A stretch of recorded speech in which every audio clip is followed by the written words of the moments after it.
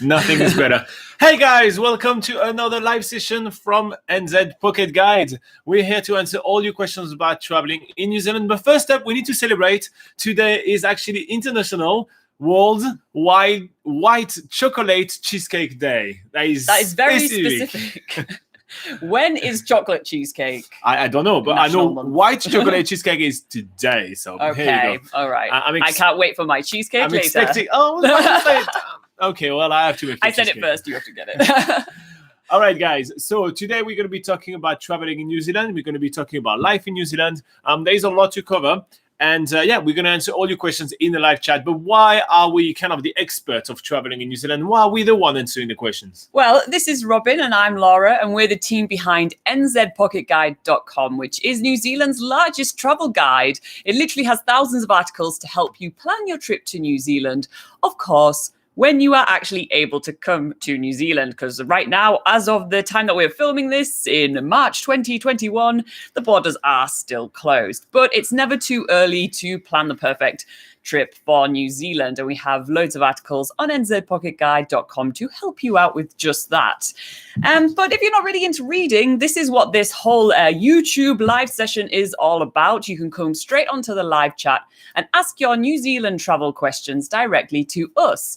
But if you do miss the live session, you can always put your question in the comments section below or of any of our YouTube videos. And we also pull those together and go through those questions during the live sessions as well. All right. So as per usual, we read all the comments that we get in the live chat to help you guys understand more life in New Zealand and also plan your trip to New Zealand. And we're starting this morning with Anthony Comstock, which says Morena from Rodeo, California in the USA. Morena. If you guys don't know what Morena means, is the Maori word, which is the indigenous language here in New Zealand for good morning. So that's quite cool. Michael Connell says, good morning, guys. Sadly, I won't be watching the live chat this morning. Have a great live session and see you next weekend. Okay, so Michael thanks for popping in. Yeah, Michael is a local. He's actually currently traveling the southern end of New Zealand. Nathan Bates, which is from Taupo, is one of our new regular here. Yeah. He says, good morning from Taupo.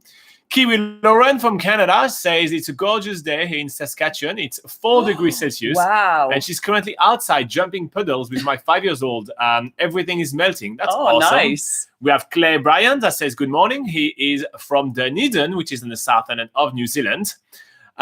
Chuck's Aussie says, please, I have an e-visa to New Zealand. Am I allowed to board in, please? No, you wouldn't be able to come to New Zealand with just a visitor visa right now. We will actually be talking about some Immigration New Zealand updates at some point during the video, so stay tuned. But at this stage right now, you cannot come to New Zealand because the borders are simply closed due to COVID-19. Abby is here. Abby says, well, you guys seem all right. Glad to know that. I hope everything else and everyone else is okay. Yes, everything is pretty much we're okay. Still here. Abby is referring to some earthquake that were off the shores of New Zealand. And we do have a questions about that, so we'll cover that in literally 2 minutes. I'm just checking on all the early comments. We have Irshad Chaudhary. Oh, Chaudhary. I probably destroyed that name, but Irshad, we're going to be on the first name basis, you and I. He says, Morena, good to see you again. Back to level 2 in Auckland. Happy now that you can go out for coffee. Nice. So Auckland went down from level 3. So all last week, Auckland was on level 3, which means there was quite a lot of restrictions. But now finally they can get their coffee. Yes. And we have Christina Holden that says, good morning. Christina was actually very nice. Sent us a message on Facebook to make sure that we were okay after the news broke of the little earthquakes, which were far off the shores of New Zealand. It was very overblown by the majors. Yeah. And we also have Fabio that says Morena. I can't say your name backward. It wouldn't be able to come out of my mouth. And Extreme Talota that says Morena. Morena. And and Christina and Kiwi Lauren are having a bit of a competition on how cold can it get in Canada.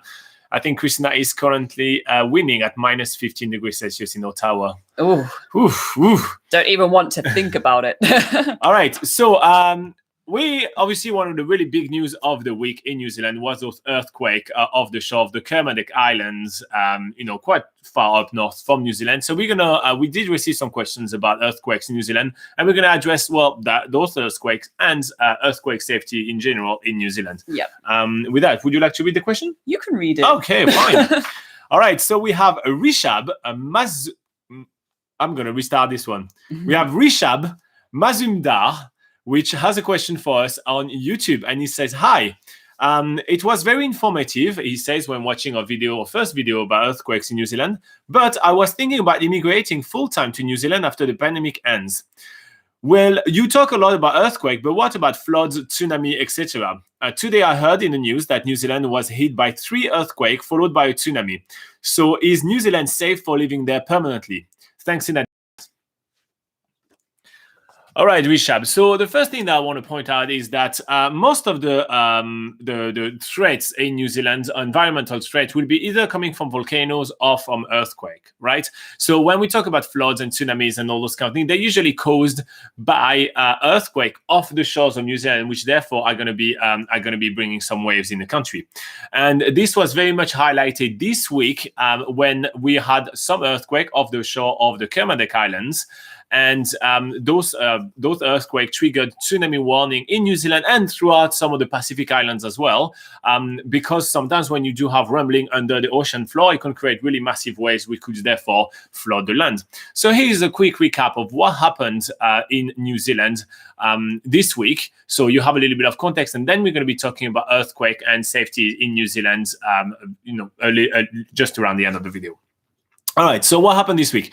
So an early Friday morning, that was the 5th of March, 2021, there was 3 large earthquakes that occurred off the shore of New Zealand. They begin with the 7.1 earthquake, which was around the East Cape area of New Zealand. And it was felt across the country. To be quite fair, we are in the central northern end, and we did not feel it, but some of our neighbors did. So maybe we're just too sound asleep when that happened. Then there was a few hours later a 7.4 earthquake and a 8.1 earthquake in the Kermadec, which is a group of islands all the way on the north of New Zealand. It's very far offshore. So there was an app called GeoNet in which most people kind of record earthquake and also kind of give you alerts and everything. And they received about 52,000 reports. So there's a lot of people feeling it. Now, when it came to tsunami, the NEMA, National Emergency Management Agency, issued a tsunami alert to the public following these events. And they were expecting arrival of 35 to 40 centimeter waves around the East Cape and 15 to 20 centimeters wave around Great Barrier Island. It turned out that, there was a little bit of extra waves, but nothing major, and it didn't really affect any of the residents. So after the evacuation, about 4 hours later, they went back home, then they had to come back out, and then 4 hours later again, they came back home. So basically it was just a day of evacuating and coming back and evacuating, coming back, but nothing really happened. So there was not much threat to people and properties. All right, so that's basically what was in the news and what the media made a big deal out of. That was this whole tsunami warning. Now, is New Zealand safe from earthquake, or is New Zealand safe to live in anyway?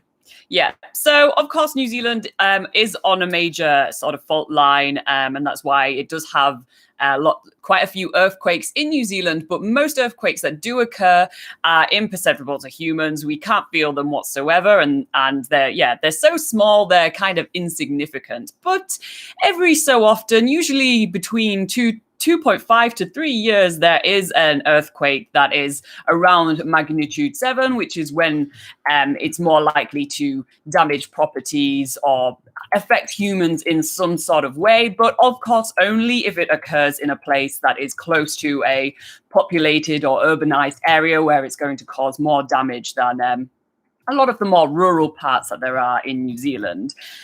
So in the course of human history in New Zealand, there's only been actually a few earthquakes that have had fatalities, and that have been obviously a bit more significant. But just to note, out of the 14 major earthquakes that have occurred in New Zealand during the time that humans have been recording this, only 11 have had earthquakes that have had under 10 earthquake fatalities. I'm getting stumbling all over my words. So just to give you a bit of an idea of the history of earthquakes in New Zealand, there was one in the Wairarapa in 1855, which only had 9 casualties. In Murchison in 1929, there were 17 casualties. In Napier in 1931, there were 256 casualties. In Christchurch during 2011, there was 185 casualties. And in Kaikoura during 2016, there was 2 casualties. So that's a list of sort of the major earthquakes that have happened in New Zealand that have actually affected human lives or, obviously had fatalities. So, yeah, in the context of how many earthquakes there are in New Zealand compared to how many actually affect people, it's quite small, the amount that actually affect people in New Zealand. So just to bear that in mind, if you are a little bit iffy about moving to New Zealand or traveling to New Zealand purely if you're afraid of coming because of earthquakes, then just bear in mind that earthquakes affecting people is usually very, very rare. So the question is, are earthquakes a big deal? And in the media, it certainly is. It's something to talk about whenever there's a natural disaster in sort of a developed country. People usually, the media kind of bigs it up a little bit and makes it kind of a big thing. But compared to how it actually affects people in New Zealand, earthquakes that are actually felt is kind of part of normal life in New Zealand. Sometimes you can feel the odd earthquake, but it doesn't really do any damage, or you don't feel earthquakes at all. So usually it's just people like, oh, did you feel that earthquake last night? And they're just like, yeah, and they move on with their day. It's kind of not really seen as a major deal. But of course, people are prepared for earthquakes. They're taught in New Zealand schools, like what to do if you're experiencing a major earthquake. Just for you guys to know, if you are ever in New Zealand and you do experience an earthquake, the thing that's sort of taught over here is drop, cover, and hold. So that kind of means if you do feel like major shaking, like a major earthquake, then you drop down to your hands and knees so you're able to move around while, you're actually, so you're not falling over if you're on your feet. You cover, so if you have nothing to actually cover yourself with, you cover your hands and the back of your neck with your arms. But if you are able to cover your entire body by going under a sturdy table or some other sturdy furniture, then get towards that furniture and hide underneath. And hold means basically hold on to whatever furniture or structure that you've decided to put yourself underneath and hold on for your life. But that makes it sound a little bit more extreme than it really is. To be fair, we did feel some earthquakes in New Zealand, and they were pretty minor. And most of the houses are well built, and most of the buildings are well built as well. So you are not, Yeah. Also, since the Christchurch earthquake that happened in 2011, like New Zealand had a big change in their regulations for public buildings. So now a public building needs to be earthquake strengthened. And that's why you'll often see, if you're traveling around New Zealand and you see historic buildings, a lot of them are closed so that they can be earthquake strengthened. And that's been going on for a few years now. But yeah, slowly but surely they're getting through all the buildings and making sure that they're all earthquake strengthened. And there's a lot of research that happens in New Zealand for prevention and detecting earthquakes. So New Zealand's kind of one of the better countries to be in for if that is on a fault line, because they're kind of very prepared for earthquakes and can detect it. And as you saw from yesterday, the places not yesterday, but this week, as you saw from this week, the places around New Zealand that had the tsunami warning, they evacuated those towns and stuff. So they are prepared and have safety protocols in place for when that does occur. All right. So if you do want more information about earthquakes and tsunami and everything in New Zealand, we do have some information on nzpocketguide.com. You can find a link to that very specific article right in the description of the video. And You also have some amazing websites like NIMA, as well as the app called GeoNet, which are perfect to be able to kind of be appraised of what happens in New Zealand. Again, the medias are usually making a really big deal of something which is a common daily occurrence here in New Zealand. If you did find this video useful, make sure to like and subscribe. I'll go back to the live chat. All right, guys, as usual, I'm going to read all the comments. Sorry, we just fell a little bit behind right here. But yeah. We have Fabio, which is responding to people, so I'm not going to read that because it's all personal conversation. Nathan Bates says he didn't feel the earthquake in Taupo. So here you go, someone on the North Island that didn't feel the earthquake as well. So we're not alone. Yep. That's a good thing. You must have been a sound sleeper as well, Nathan. We have Anmol Batra that says, when is the student visa opening again for New Zealand? So at this stage, since there is no date for the border opening, there is not going to be any opening for student visas. But stay tuned. We are going to be talking about an immigration news and update that we received this week. We received it on the 3rd of March, so it's only 4 days old, and we'll be covering that in a few minutes. I'm just catching up with the live chat right now, and there is a video for you in the description. There is a link to a video in which we are giving our border opening predictions, so you can have more context on that as well. Fabio says, a friend of mine felt the Escape 1 earthquake in New Plymouth. Oh, wow. That is quite far. That's amazing. Yeah, that's on the opposite side of the North Island. Yeah. Kiwi Lauren is saying goodbye because her phone is dying. Bye-bye. Oh, see ya. Abby says, an elephant holding up the earth sneezed or trumpeted. That's the mythical story that's used here to explain those phenomenon we're referring to the earthquake. That's interesting. That's very circus-like. I like it. Rayman 2016 says, what can we plan if the borders are still closed? Are you serious? With many exclamation mark. Well, believe it or not, so NZ Pocket Guide is actually the largest travel guide to New Zealand. So we actually do have millions of readers on the website, and we actually can gather some very interesting information. And people actually start planning their trip to New Zealand over 8 months ahead of time. So we actually do believe that in about 8 months, the borders will start reopening, which will be at the beginning of 2022. So it's actually quite a perfect time right now to get started on your planning for your trip.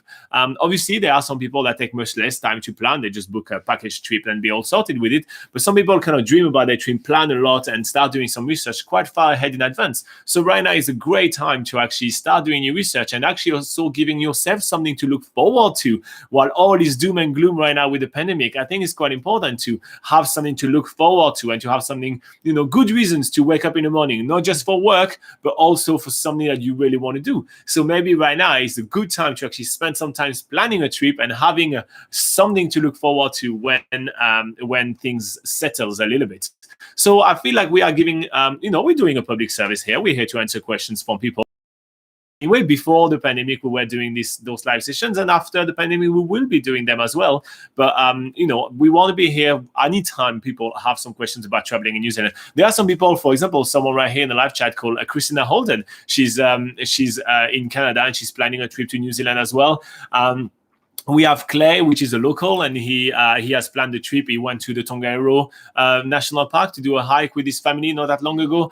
We have Nathan Bates, which is in Taupo, and he's always looking for things to do around there. So, there are some people which are traveling. They're both locals and international. So, yes, we are serious. People can plan a trip to New Zealand, and we're here for them.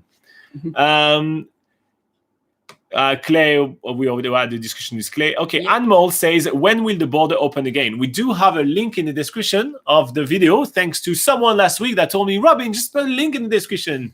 Come on, so you stop having to say that all the time. But yeah, there's a link in the description where we have our prediction. So we have a 15-minute analysis of all the information that we currently have and our prediction on when we think the borders will open. So you may want to check this one out. It's a great video. We did a lot of research to do it. So it's right in the description of the video.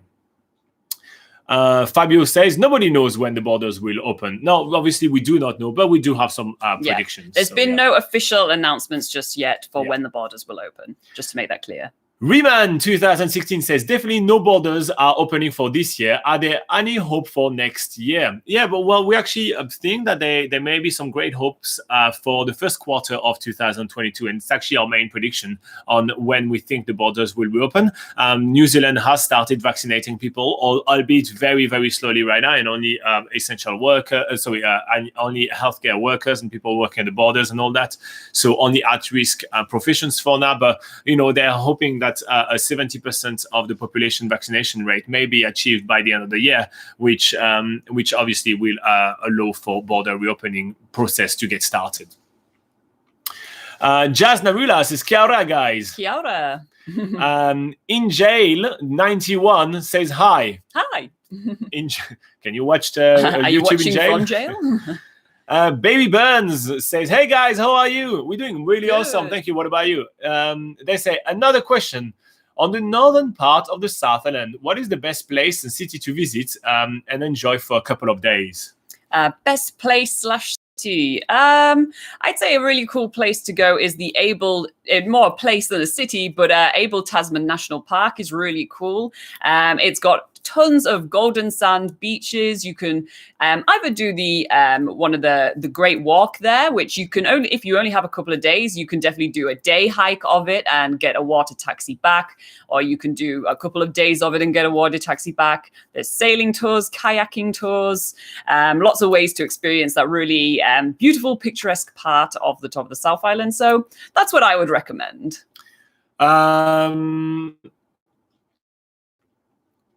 I agree, by the way. I totally agree. Photo of a Lifetime says, my brother has been through any of them.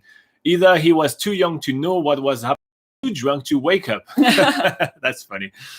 Clay says, the word deleting the message was the word used to describe the thing you put on Christmas with a lame joke. Oh, that's the cracker. Oh, so it banned you from... yeah. So you couldn't say the word Christmas cracker. That's interesting. Kiwi Lauren is mocking Clay's new TV. Okay, they have a discussion. Okay, Baby Burns says, Apollo versus Maui. Cheaper versus quite expensive. Which one would you recommend better?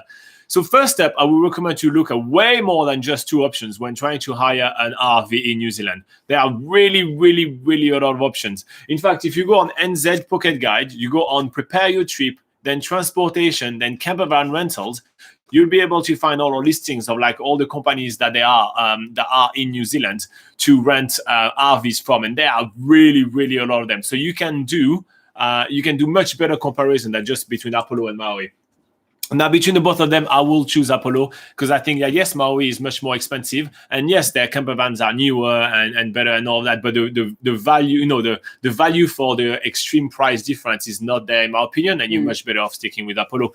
If I was to just kind of focus on price, and it just looked like because you say cheaper versus expensive, you are more focused on price. So that's what I would say. Yeah. And correct me if I'm wrong, but Maui and Apollo are actually the same company. They just have the Apollo is just basically the older versions of... You're wrong. Am I wrong? Yes. Okay. I thought they're they were not the same company. No, Oh, no, but Apollo is part of that as well. No? Okay. My bad. There we go.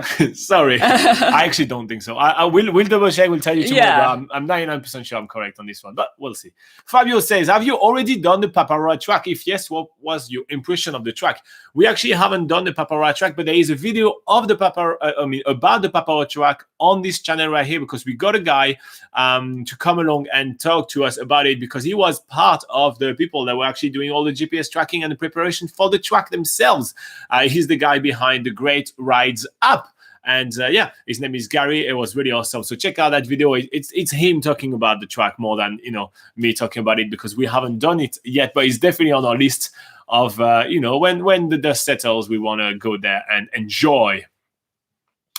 Christina Holden says she's backing me on saying why we need to plan trips ahead. She says, yes, they do an amazing job in going over itineraries that you send them. I really enjoy joining each week too. Oh, that's cool. Nice. Thanks. Anmol says, thank you so much for the info, guys. You're very welcome. You're welcome. Again. Stay tuned. We will be giving an Immigration New Zealand update very soon. In Jail 91 says, home exchange works in New Zealand? ? From France. So home exchange in New Zealand is actually a thing. There are some people actually doing it, but it's kind of a bit of a setup, and you've got to stay quite a long time somewhere. There are some home exchange websites, international home exchange websites. We do feature a healthy amount of New Zealand home. You just have to know that homes in New Zealand tend to be a little bit more older, and it's just not the same type of home that you will have in Europe. So make sure you do a little bit of research on what kind of home you will get. But yeah, it does work. We have had some friends which actually have done home exchange overseas, and they were really happy with it. So it's very minimal. I mean, it's not a big thing, but it does happen in New Zealand. It does work. Yeah. Nathan says, hope the next year we'll have international visitors to bring the tourism business back up to normal. Yep, we do hope that that too as well, because the streets are empty of tourists.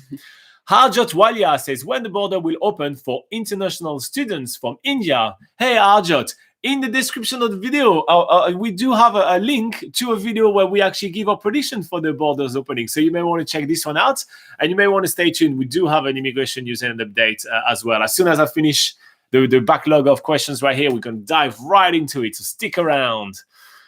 Raihan Hafid says, when will the border reopen? Raihan, guess what? In the description of the video, upper link, thanks to someone very smart last week. If you guys remember, by the way, who actually suggested that last week?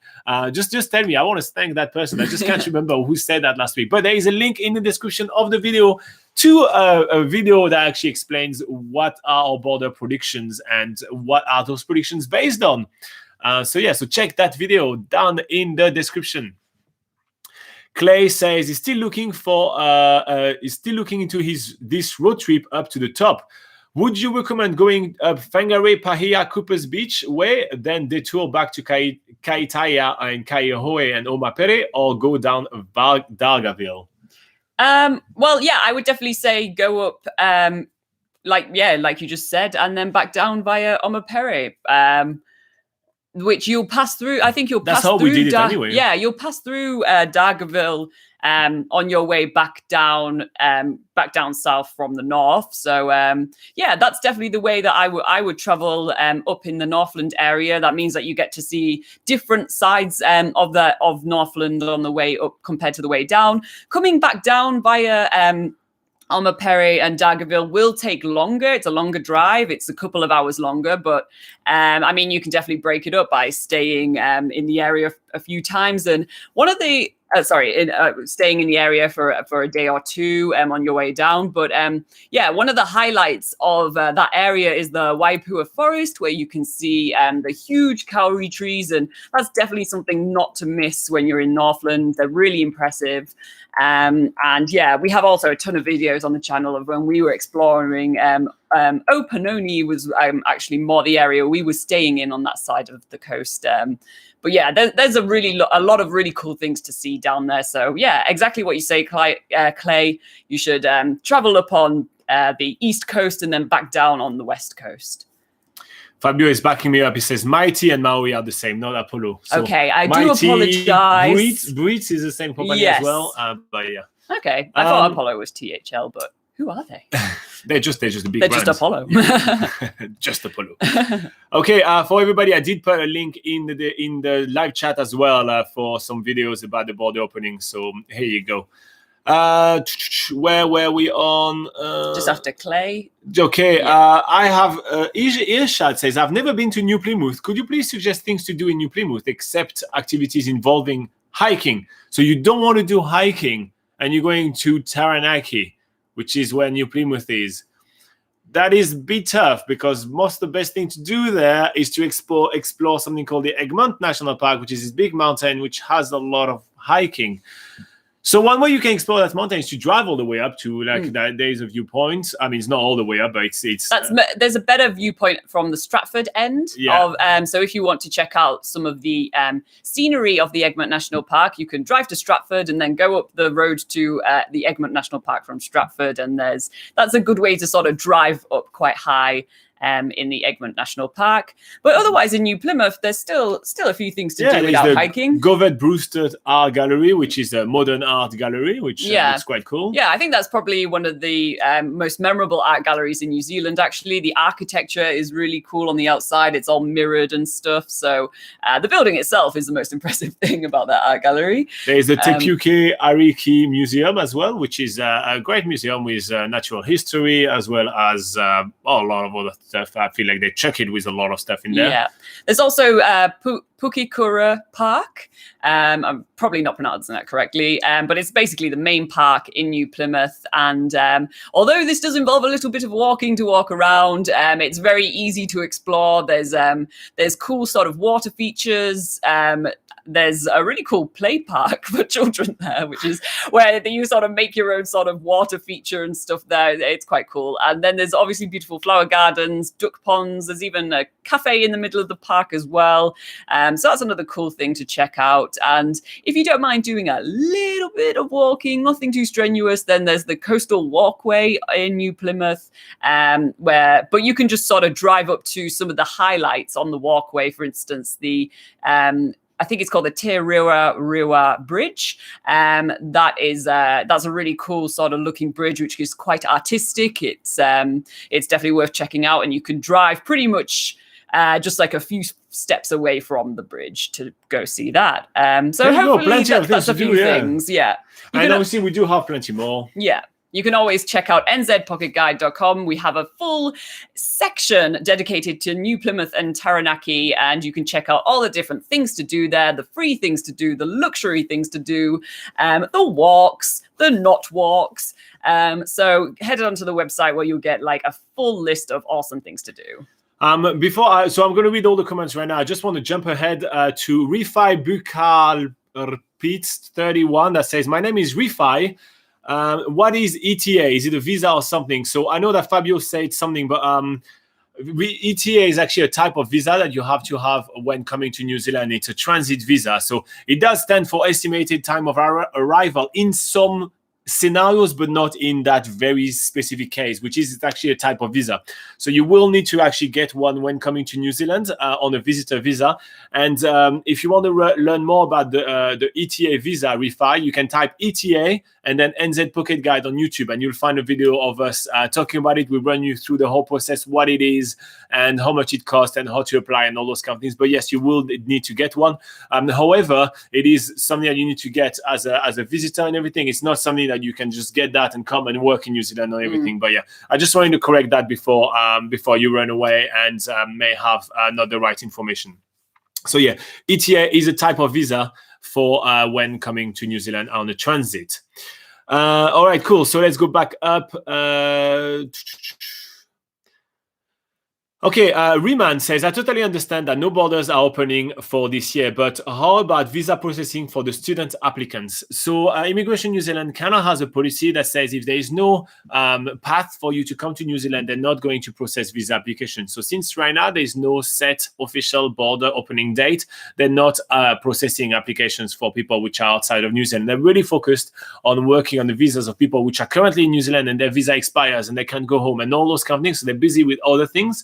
Anybody that applies from overseas New Zealand, basically, it's not coming through until things are settled down for now.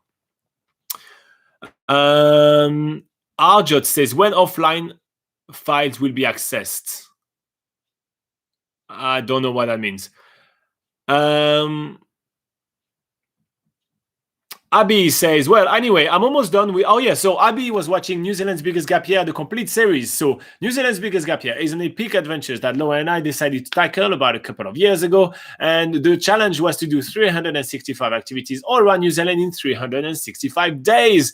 And Abby, about like a month and a half or 2 months ago, showed up and said, hey, I'm going to be watching all of them, all in order and everything like that. So, every week is just coming and telling us where he's at.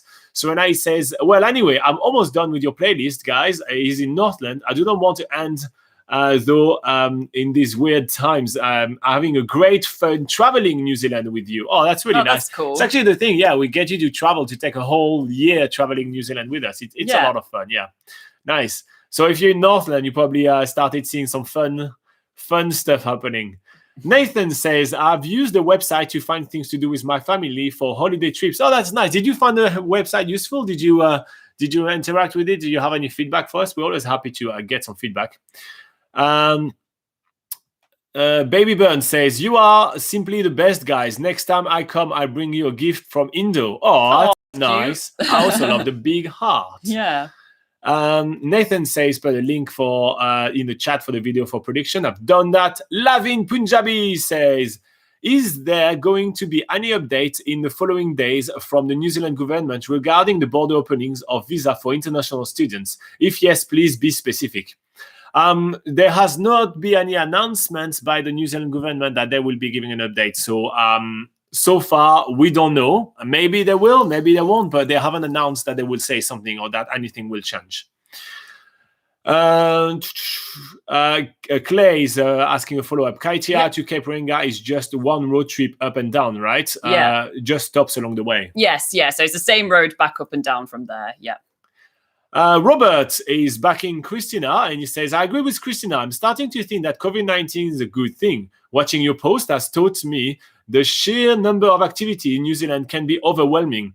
I've come to realize that by vacation ends, there will still be a lot that I haven't experienced. As long as COVID keeps you two homebound, there is less chance of you adding more activities from an apparent endless list of possibilities. Well, there's the plus side of things. I think if you go on NZDT and you count the amount of activities, you have 2 lifetimes worth of things to do in New Zealand. And actually, we did. So, I just talked about it. We did New Zealand's biggest gap year, right? Where the challenge was to do 365 activities in 365 days. People thought that we were crazy. There was not that many things to do in New Zealand. But Laura and I keep on saying that we think we could literally do a New Zealand's biggest gap year yet again. Yes. We could do it again and do all different activities, and we'll still be able to find another 365 days of things to do. Absolutely. So there is really a lot to do in New Zealand. So that's when you become, you become a bit more picky, and you literally just get the cream of the cream and the top of the top, exactly what you want to do. Photo of a lifetime asks, what is the vaccination situation in New Zealand? The situation right now is that they are currently only vaccinating border workers and healthcare workers. So we started doing the vaccination, but they just go for selected professions right now. Kiwi Loren says her phone died while she was typing a question, and she was asking, in your opinion, is hiking Roy's Peak a must-do when in Wanaka?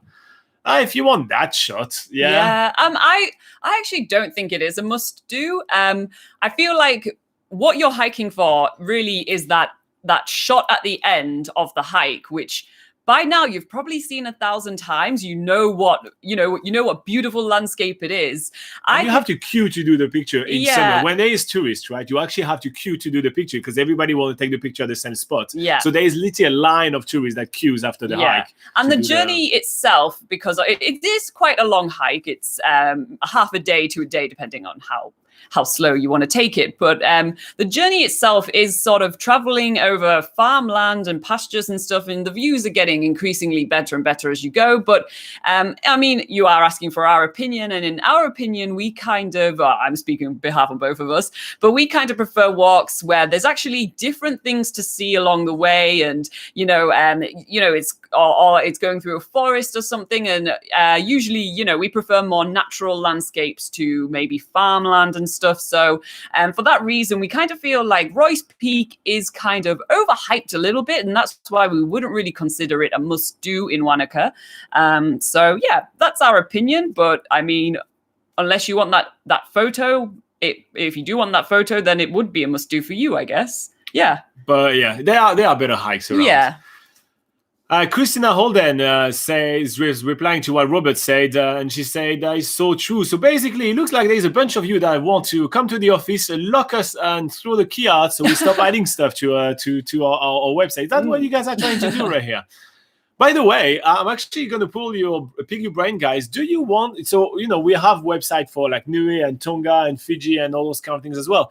Do you guys want me to do a short series of videos, maybe about Tonga or Niue or stuff like that? Is this something that you guys would be interested in, to actually hear a little bit more about those small countries that are definitely worth visiting if you get to New Zealand? They're easy to visit from New Zealand. So if you guys want to actually let us know in the comments right now, that'd be great.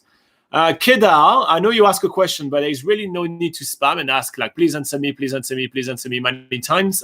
It's, we answer all the questions. You just have to, wait that we kind of read everything. And, we rarely miss questions. So no need to spam at all. So Kedar says, sir, is July 2021 intake is possible for study for an Indian student or level 7 study in Auckland? We don't think that's happening. We don't think that New Zealand is going to get a mass amount of students coming to New Zealand in 2021. I think it's going to take quite a while. So if you haven't started your studies in New Zealand, it's not likely that you'll be able to come to New Zealand. However, we do have some videos that actually address all the student visas and everything like that. So if you want to actually click on the channel, then you click on videos, and we have some awesome amount of videos that actually talk about COVID-19 and student visas and all that. And there is a ton of information there.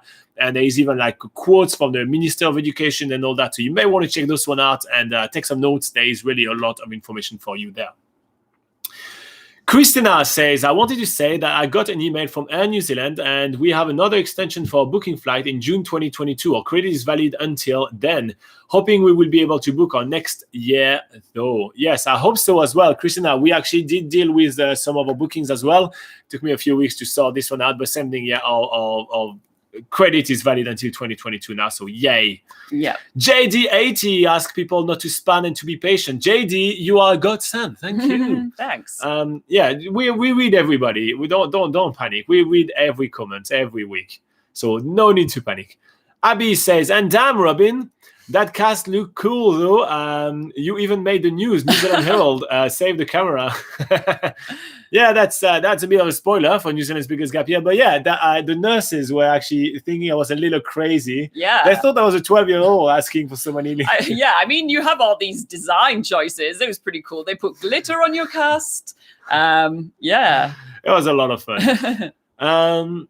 Refi says, I was sponsored by one New Zealand citizen. I got an ETA and grant letter a few days ago, so I could enter New Zealand or after the border opening only. Only after the border opening. You have to be an actual resident in New Zealand or a citizen in New Zealand to be able to come to New Zealand, and you have to go through the quarantine process anyway, in which you have to get a voucher, and the cost is $3,100. So I will say just wait where you are, and just when things settle down, then you can come to New Zealand. Yeah.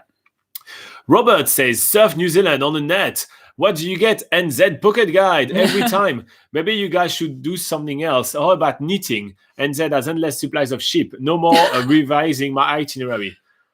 Well, that's a suggestion, I guess. Knitting Pocket Guide. But, we actually do other things. We do Tonga Pocket Guide. We do Niue Pocket Guide. We do Fiji Pocket Guide. So yeah, we're trying to branch out. We're trying to think yeah. of other places to go and other activities to do that are not in New Zealand. So technically, we do all the stuff, but they still will make you, want to take an even longer holiday. So yeah, it's a bit dangerous. Ishrad says, guys, have you two done skydive? And if yes, which place would you suggest to have a spectacular view? This is one of the activities I'm planning to do before winter this year. Ishrad, we have done a lot of skydives actually, and we actually do rank. We do have a video in which we rank our favorite skydives in New Zealand. We do have videos of us doing skydives in many places. We've done skydive in Taupo, we've done skydive in French Joseph, we've done skydive in Queenstown, we've done skydive in where else have we done? I'm forgetting some. Wanaka as well. Yeah, Bay of Island, we've done skydive as well. So yeah, we've done a lot of skydives. So for the best views, I think I should pick one. You pick one. Yeah, can I go first? Of course. Usually you go first on this question and you always steal my one. Yeah. So I would choose Franz Josef. It has really awesome views of the Southern Alps, the Franz Josef Glacier. You can see Mount Cook, which is the highest mountain in New Zealand, and you can see all the way to the coast. So it's pretty cool to see all that scenery in one skydive. And that'll make it easy for you, since I know you're based in Auckland.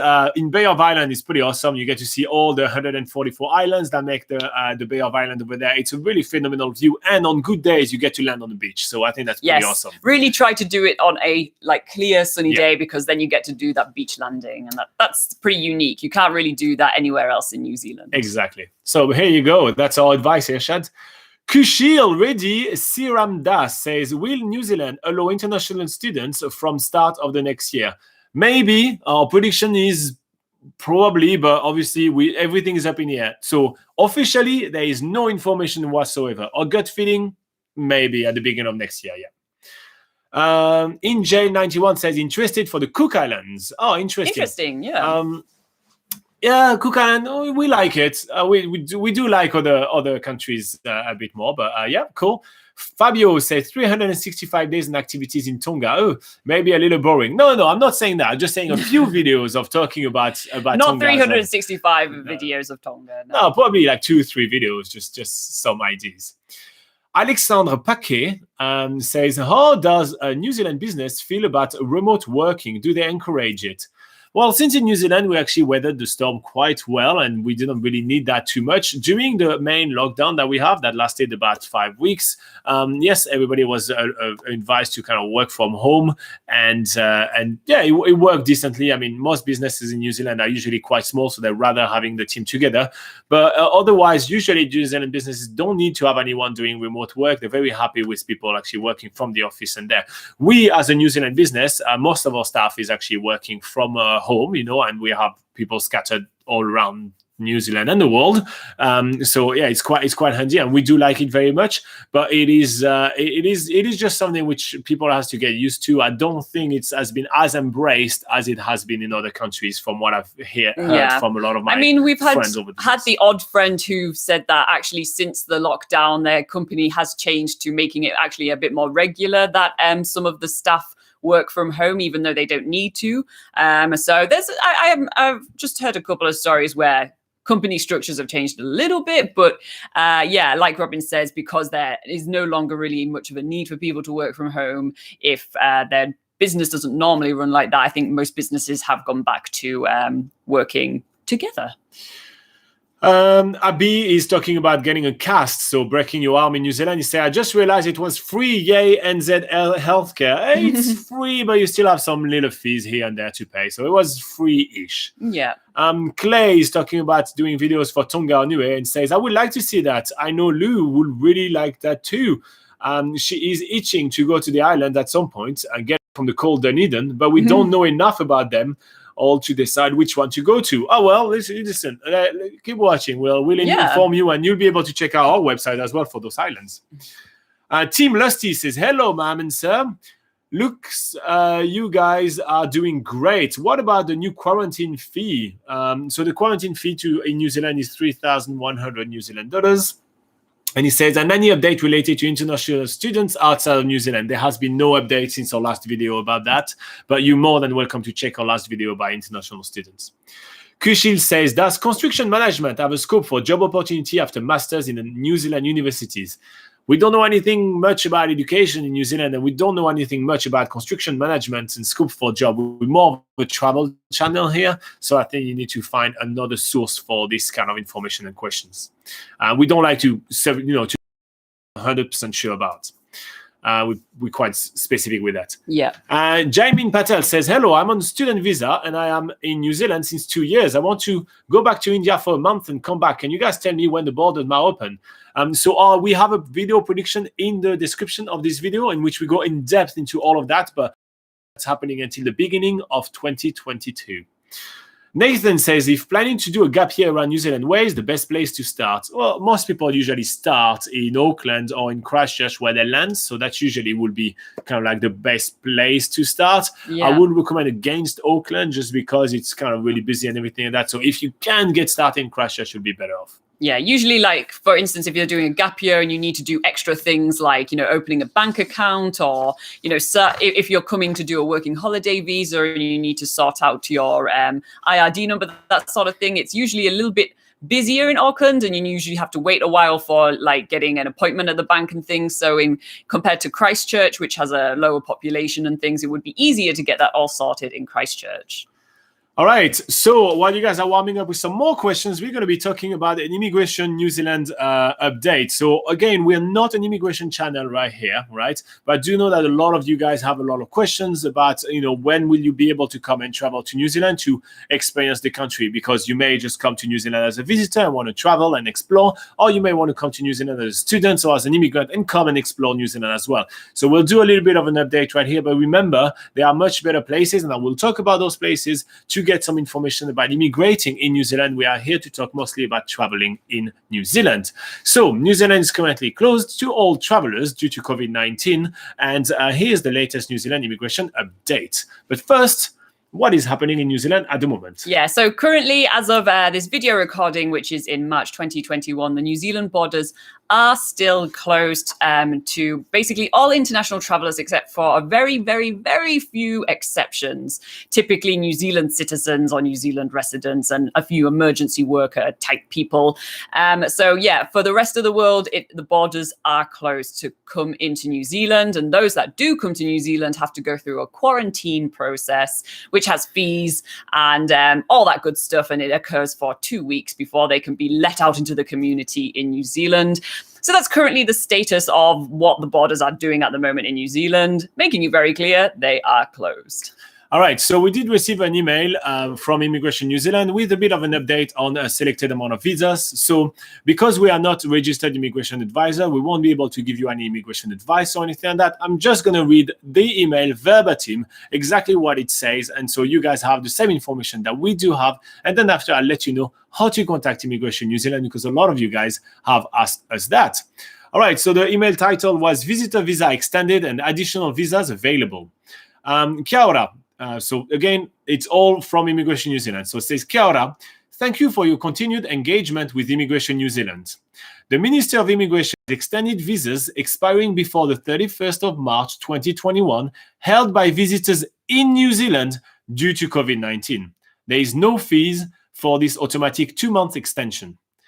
Visitors help sustain our tourism and hospitality industries, and the government recognizes the need for ongoing flexibility. We are responding to the pandemic. The extension does not apply to visitors on the special COVID-19 short-term visitor visa introduced in September 2020. Immigration New Zealand will shortly be contacting the holders of visitors visa who have been given this extension to confirm their new visa expiry date. Again, this is an email from Immigration New Zealand, and this was sent on the 3rd of March 2021. So it continues. For the visa extension and visa conditions, so first up, time in New Zealand restriction waived. The rule requiring visitor visa holders to be out of New Zealand for 9 months in an 18-month period is waived temporarily for application lodged up until the 30th of June 2021. If all other requirements for a visitor visa are met, applicants will be eligible for a visitor visa up to 6 months. Other requirements includes applicants still have enough funds to support themselves, as well as health and character requirements. Visitor visa holders must lodge an application for any further visas before the end of their current visa. So that was the first one. Now there is visitor visa information and fees. That's employer-assisted workers.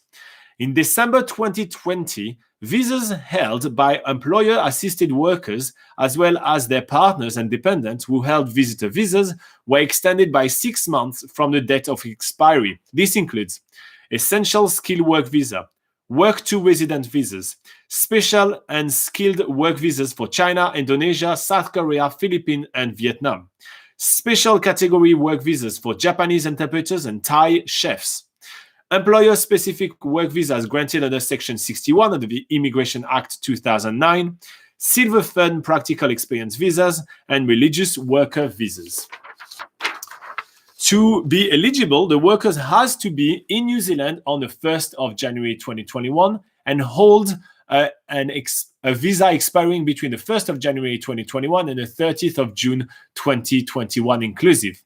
Immigration New Zealand will soon be contacting partners and dependent visitor visa holder who have been extended through this December special direction with confirmation of their new expiry date. And finally, the COVID-19 short-term visitor visa. So the COVID-19 short-term visitor visa has not been extended. This 2-month visitor visa allows more time for the holders to arrange onward travel.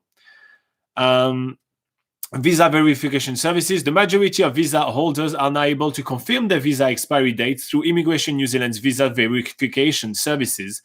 However, partner and dependent will be able to check their expiry date soon. That's the end of the email. Now, if you do need some more information, you can contact Immigration New Zealand directly. And here are the contact details. So you can call The contact center of Immigration New Zealand is toll-free from New Zealand landline only, and it's 0508 558 855. If you want to call the Auckland number, is 09914 4100. The call center is open from 6 a.m. to 10 p.m. 6 days a week. So they're closed on Sundays. And there is an email as well, which I'm going to put on screen when I'm going to repost this video because it's quite a complex one, but it's inz-.icc, general email inquiries at mbie.govt.nz. Again, this is going to be on the screen when I repost the video. Here you go. So I hope that was really helpful to you guys. Again, if you want to plan a trip or a holiday to New Zealand, you can check nzpocketguide.com. And if you want more information about immigrating in New Zealand, you need to contact Immigration New Zealand directly. That's your best source of information for all there is to do with immigrating in New Zealand. If you find this video useful, like and subscribe. We do videos about traveling in New Zealand many times a week. All right, let's go back to the live chat. JD says, folks, please understand that this channel is not an immigration information service. It is true, and that's bad timing. But yeah, it is very true. Thanks, JD. You're right. Kiwi Lauren says, do the All Blacks play in July? My summer holiday are July, August, and I'd love to catch a game, but I'm not sure if they play in the New Zealand winter. I actually don't think they play in winter, but we don't know much about sport, though. Yeah, well, the rugby union season in New Zealand is actually in winter, so it is July, August time. So yeah, so you'll be able to watch union, but I don't know. Well, and usually if you watch union, you're not going to get to watch the All Blacks because the same players are in both, isn't it? That is true. So I think you're more likely to find games of like regional teams in New Zealand when you come to New Zealand. But yeah, All Blacks is the national team. So like you probably know from watching this channel a lot, we are by no means experts in sports. So we don't really have much of a knowledge on sports. So yeah. Can we get anyone in the live chat because Kiwi like Clay or JD anyone? is saying yes, July is the rugby season in New Zealand. So yeah, it is the rugby season in New Zealand. But are the All Blacks playing? So I'm not sure if the All Blacks are playing or not because obviously they're the national team, so they go and do international sort of games, but that would be determined by the rugby season in different countries. Surely, I don't know. This is just me speculating right now. We'll try to pull the chat, like someone's going to tell us because we just someone don't know, can give us more information. Yeah. Clay says, are you doing sites for those other places because you have exhausted your coverage in New Zealand? The site literally has everything. I'm jealous of how much of New Zealand you have been able to experience. No, we're doing that because we actually want to promote sustainable growth in the South Pacific. Like a lot of those economies, like in Tonga and Niue and everything, may and then end up depending on fishing licenses as well as mining in order to sustain their population and be able to get influx of foreign currencies. And those usually are extremely damaging to the environment. So for this reason, we actually want to help them promote tourism as a sustainable way to be able to, have influx of foreign currency and be able to develop their countries. And they can only do that if they do have a really good platform in order to actually attract tourists and get all those tips. So that's more what our aim is there. There is definitely still more that we can do in New Zealand. We still update the New Zealand website literally on a daily basis. I mean, Laura is writing new articles every single day at the moment.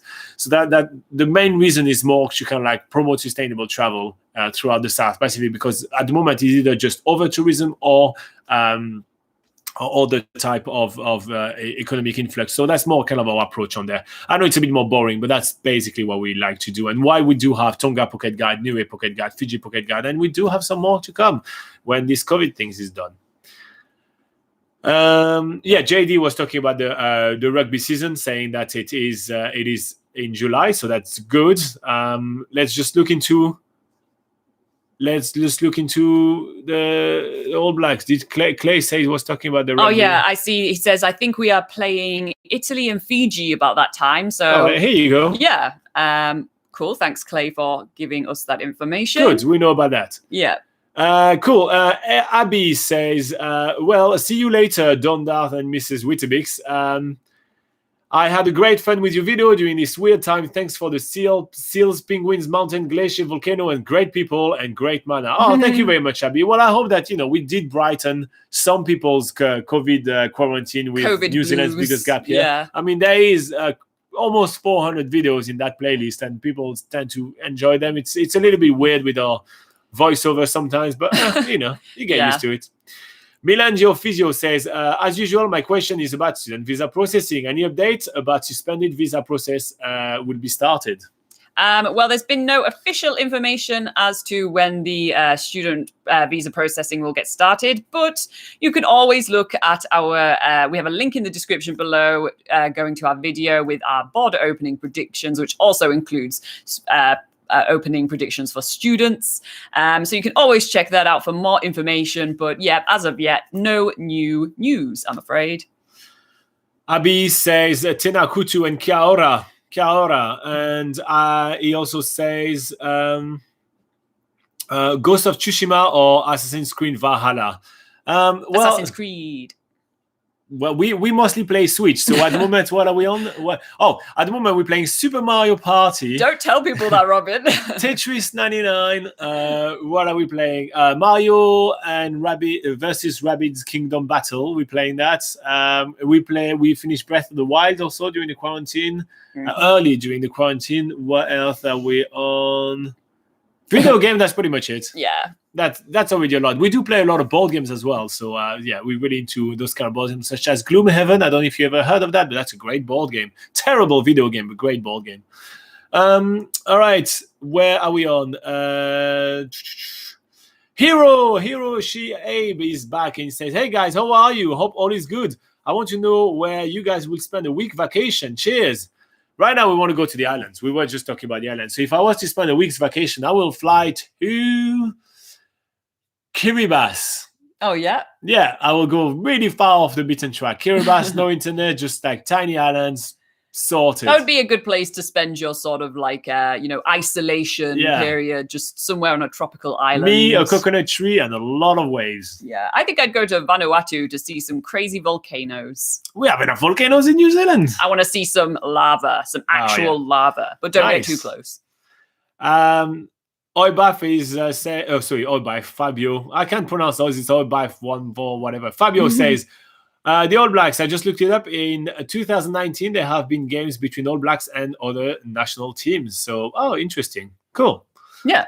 And Clay was just confirming that there are 2 matches with Italy and 1 with Fiji, all played here, i.e. in New Zealand. So that is, I assume, what is coming up in the next rugby season. And yeah, cool. Thanks, Clay.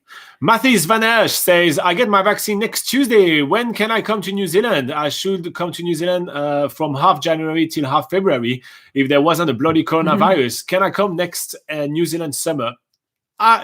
Fingers crossed. Maybe. So if you watch our video prediction, where we actually do give you a lot of details on why we're making this prediction for the border opening, and there's a link in the description of the video for you, Mathis, check that video and you'll have a lot of context. But we think that in the best case scenario, which, let's be honest, with COVID-19, we have never had a best case scenario.